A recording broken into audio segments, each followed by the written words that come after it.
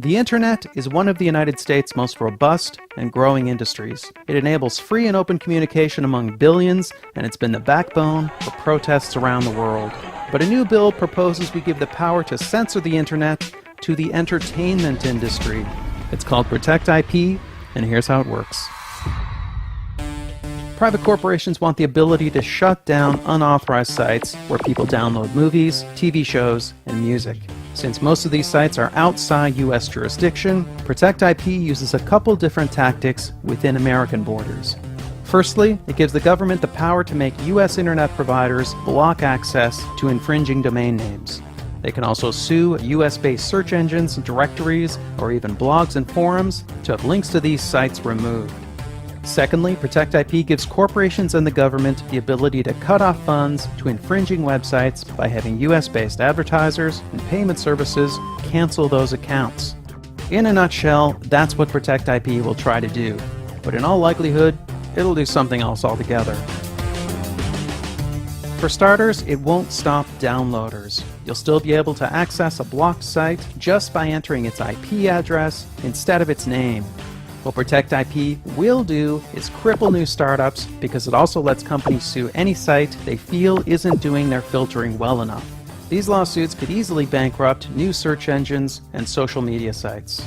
And Protect IP's wording is ambiguous enough that important social media sites could become targets. Lots of trailblazing websites could look like piracy havens to the wrong judge. Tumblr, SoundCloud, and early YouTube, wherever people express themselves, make art, broadcast news, or organize protests, there's plenty of TV footage, movie clips, and copyrighted music mixed in.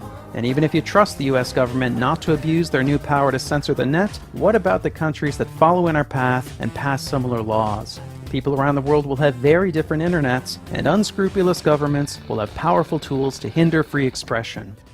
But perhaps most dangerously, Protect IP will meddle with the inner workings of the net.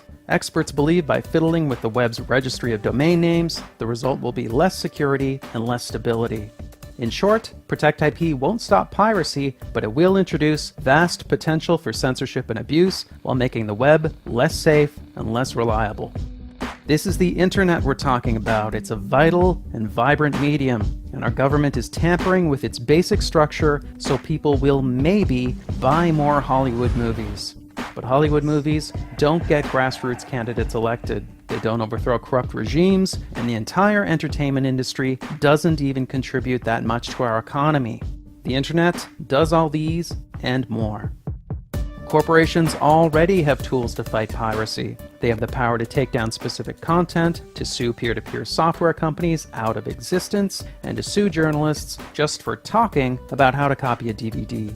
They have a history of stretching and abusing their powers. They tried to take a baby video off YouTube just for the music playing in the background.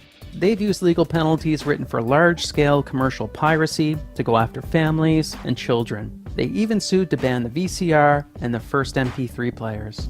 So the question is, how far will they take all this? The answer at this point is obvious. As far as we'll let them. Since we made this video, Protect IP has gotten much worse and is set up for quick passage. Now, the government and corporations could block any site, foreign or domestic, just for one infringing link. Sites like YouTube, Twitter, and Facebook would have to censor their users or get shut down, since they become liable for everything users post. And ordinary users could go to jail for 5 years for posting any copyrighted work, even just singing a pop song.